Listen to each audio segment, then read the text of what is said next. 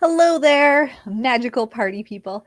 It is Sarah here, founder of the Sisters Enchanted. If you are in our Sisters Enchanted app, then hello again, because I was just live over there. Hey, if you've been watching for a while here at the Sisters Enchanted, um, suddenly my lights are making lots of glares that they didn't previously make, and I don't know how to make them stop. So I apologize in advance for that. And burning your retinas with my background lights. Anywho, I digress.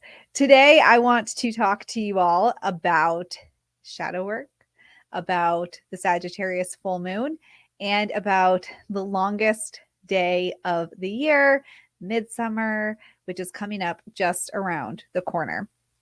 Also, in case you have missed the memo, starting next Tuesday, we are hosting our 5 Days of Elements video series. If you missed it last time or you just want to watch it again, that's free and you can register for that. And at the end of it, though, we are hosting a live workshop. So you will want to get your patootie registered, your magical patootie registered for the Elements class. I put the link in the description.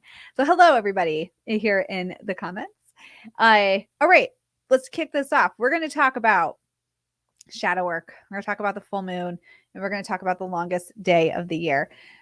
First things first, though, we as people often want to solve our problems, right?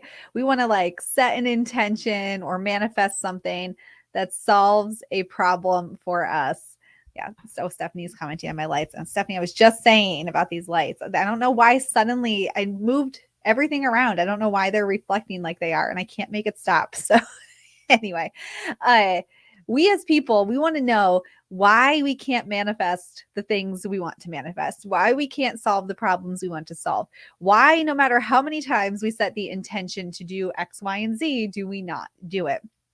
Well, I think it's because we as people are always living in a sense of a state of chaos. Like there are 100 things going on around us that we could be doing at any given time. We feel like we need to declutter today. We need to exercise today. We need to make more money today. We need to be better parents today. We need to be better coworkers today. Today is the day that I'm going to do X, Y, and Z. And then we head out into the world and the world is happening around us. Your coworkers, your friends, your family members, they have their own things that they're bringing to the table that you're interacting with. And suddenly your best intention to create whatever it is that you wanted to create in life out the window because you've forgotten about it in the thick of the chaos and all of the things that are happening around you. It's my natural state of sparkle.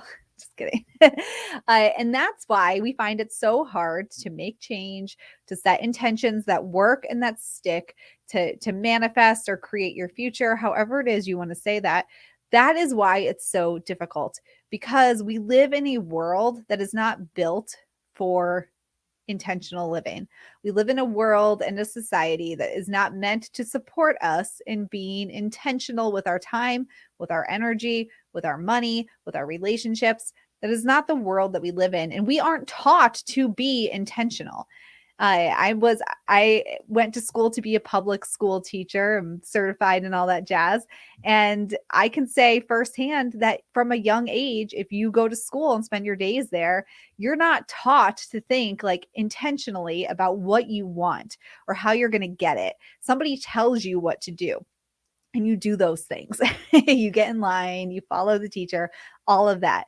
All to say that when you become an adult and you want to manifest, you want to create, we're not taught how to do this. And in fact, we're born with these skills and they're kind of pulled out from us over time and we're left to bring them back in together. Well, how do we do this? How do we become intentional? How do we create life with intention?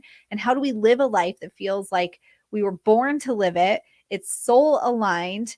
And it feels like every day that we wake up, there is a purpose for us. And we're living in our purpose and not just doing stuff and wondering how did it become 10 p.m.? I can't believe another day passed by. I don't even know what happened, right? And that is through understanding rhythms and cycles and creating the rhythm around intentionality and everyday magic and intuition and bringing it into your life in a cycle.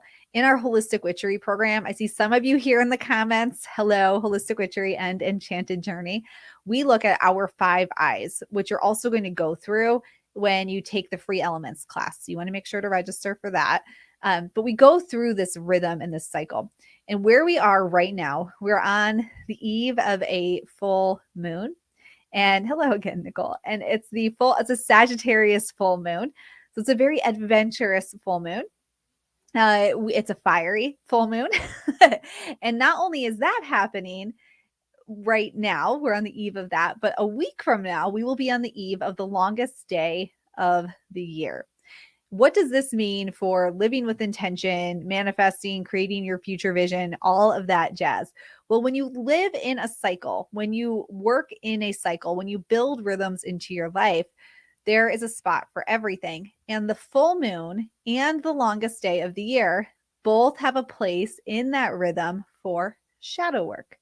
And this is where we are going to do the work of discovering ourselves, the work of discovering why we haven't created our intentions yet. Now, again, you're going to learn all about this if you take the free 5-day elements class. You want to sign up for that, believe me, because we're going to go into this there and in the workshop after. And those of you in Holistic Witchery and Enchanted Journey, you have all the resources at your fingertips. So go in there and ask us questions if you've got them. But here is where we're going to investigate why we haven't taken action maybe on the things that we wanted to do when it was warm out, when spring started, when the sun came back again and we thought, I'm going to do this, that, and the other thing now that it's nice out and it's not so cold and miserable.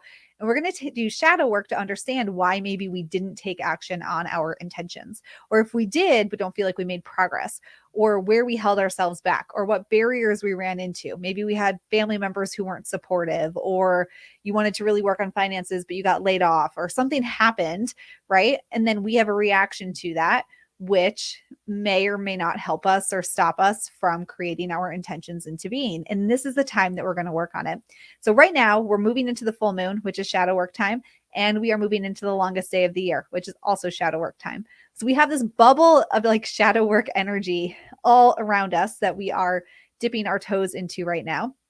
In a lunar cycle, this energy lasts for about a week, but in the seasonal year, in the whole spin of things, this lasts a few months. So into September, we can do this work.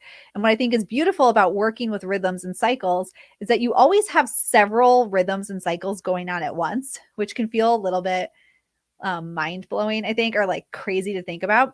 But really, you have your day-to-day life. So your day-to-day life, you wake up, you set an intention, like what's going to happen on this day. You start to take action on it when you get to work, or after you've had your breakfast, or you get the kids on the bus, whatever your life looks like, you start to take action on that intention. Somewhere in the middle, like towards the afternoon or sometime in your day, however your day aligns, you have a point where you're like, it's this time. What did I do today? That's your shadow work spot. And at some point you start to think, what am I going to do tomorrow? And that's preparing for the next day. So every day you have this rhythm, you go to sleep at night, and hopefully you're well rested and your intuition is expanding. You're connecting to dreams and pieces of yourself that you haven't touched on in your 3D reality. And you're doing this again and again every day. This also happens in a lunar cycle, and it happens in the whole big span of the year. So we can think to ourselves, what is my intention for the year or the season? What's my intention for this lunar cycle as related to that? And what's my intention for this day? All the while thinking, what is it you're trying to create in your life? What is it that you really want to manifest? What is it that you are journaling about, envisioning and making the vision boards, and you're praying on, or you're making the crystal grids, or you're asking whoever it is you ask for to help you bring this into being? When we look at what we want and not just speak about it, not just write about it and think about it, but then start to live it in rhythm, it's inevitable that that's going to expand. The energy of it's going to get bigger and bigger and bigger. And eventually you will bring into life what you want to bring into your life. And right now we are in a double shadow work time with both the full moon and coming up on the longest day of the year. So in terms of creation, intention, manifesting, visioning, whatever it is you want to bring into your life or whatever it is you've been working on, this is the time to do the shadow work around it. And what is shadow work? Shadow work is considering the parts of yourself that maybe you haven't quite brought to surface or come to grips with, but it rears its head when you are feeling confronted, or you're feeling defensive, or you're feeling upset, angry, jealous, blame, shame, guilt, all of those kinds of emotions.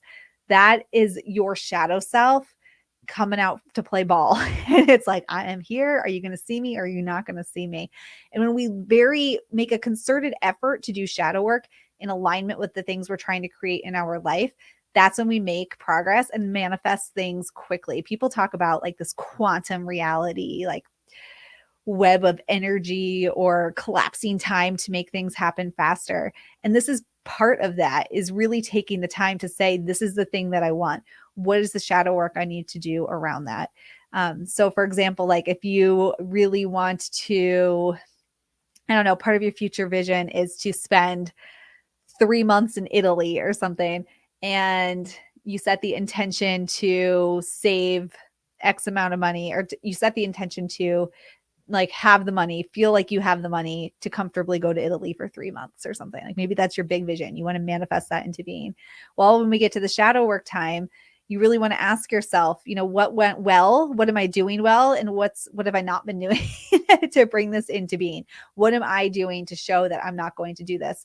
Maybe you let your passport lapse, or you spent a chunk of money on like a down payment for a new car that you really didn't need because your other car was fine. And in a lot of ways, you're like sabotaging your vision from coming into being, right? And then you'd ask yourself, why? Maybe there's a fear of flying, or a fear of traveling alone, or a fear of leaving the country, or something that you didn't even know you had, and is part of your shadow work that you would investigate during this time. So we're really in this rhythm of looking back. What was my intention? Did I take action on it? Didn't I? What actions did I take? How did it go? And then doing the shadow work to learn more about ourselves so that we can keep working on this manifestation process, or this visioning process, or this creation process, while healing the bits of ourselves that are keeping us from being where we want to be. And that's the energy we have going on right now. It's a fire energy. The fire casts shadows. If you think about fire, the full moon is a fire energy. The longest day of the year is a fire energy. And with that light, with that fire, we can see the shadows, right? It gives us the light to see the shadow. I think that there's a common misconception that shadow work is something that's like very dark, and you would do it like in the winter on the dark days. And that's not the case, because actually, even just psychologically speaking, when it's short days and there's not a lot of sunlight, that is not a great time to be like wondering why you keep self-sabotaging.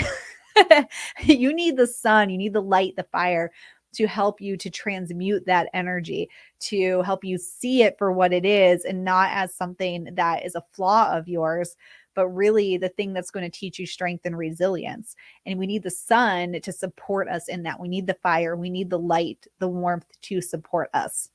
It's not the kind of thing you want to do when you're cold and everything feels miserable and the days are short. That's when you're using that extra darkness to dream, to imagine, to have possibilities peek out, right? Because in that darkness is when your mind can wander. In the light, we want to think. We want to be present in ourselves and our emotion. And in the dark, we want to let our energy wander a little bit and imagine what could be possible for us. And in the light, we want to see the reality. And that is shadow work. Shadow work is bringing the reality out of the shadows to the forefront. And that's what we're doing right now. All right. So that is what's happening around us. It's a great energy. I do not have a moon in Sagittarius, but I got a whole whopping load of other planets there. And I love Sagittarius energy. So the moon, I think, is in Scorpio today, but moving into Sagittarius tomorrow for that full moon goodness. And I'm feeling like it's time for an adventure. So let this energy fire you, empower you to think about yourself, do some shadow work, release so you can manifest, and you have that seasonal energy happening as well. All right, resources for you on our blog, thesistersenchanted.com/blog. We have a Sagittarius full moon tarot spread, a very inspiring podcast episode last week with our special guest, Megan O'Malley, who I keep using this quote of hers, but in the podcast, she posed the thought of people who are chronically betraying themselves. And I have not been able to stop hearing those words in my brain ever since. Are you chronically betraying yourself? If you've done Expedition to Soul before, when we assemble the allies, it's the perfect question to be asking after that. Are you chronically betraying yourself instead of assembling your allies? So I totally recommend you check that out. We've got the astro forecast talking about Mercury and Gemini. Check that out. That's on the blog, thesistersenchanted.com/blog. If you are a Sisters Enchanted app user, in the courses and content folder, and then the freebies folder in that app is our summer solstice, Litha Midsummer, the guide for all things celebrating the longest day of the year. It's a fun PDF guide for you with ideas to celebrate and bring the season into your home life. So be sure to check that out as well. So resources galore for you in all of the places, and be sure to register for the 5-day elements class starting next Tuesday. And we are rounding it out next weekend with is it next weekend? It's the fall. Yeah, not this weekend, the next weekend, with a live class workshop style situation on Zoom to wrap it all up and send you away with some great, useful ways to apply the information to your life. All right, then. So we will see you in those workshops. We'll see you in the 5 days video series. And yeah, I guess that is it. I'll see y'all around, and I hope you have a really great day ahead and a super duper enchanted shadow work next couple of weeks. All right. Take care, everyone. Bye.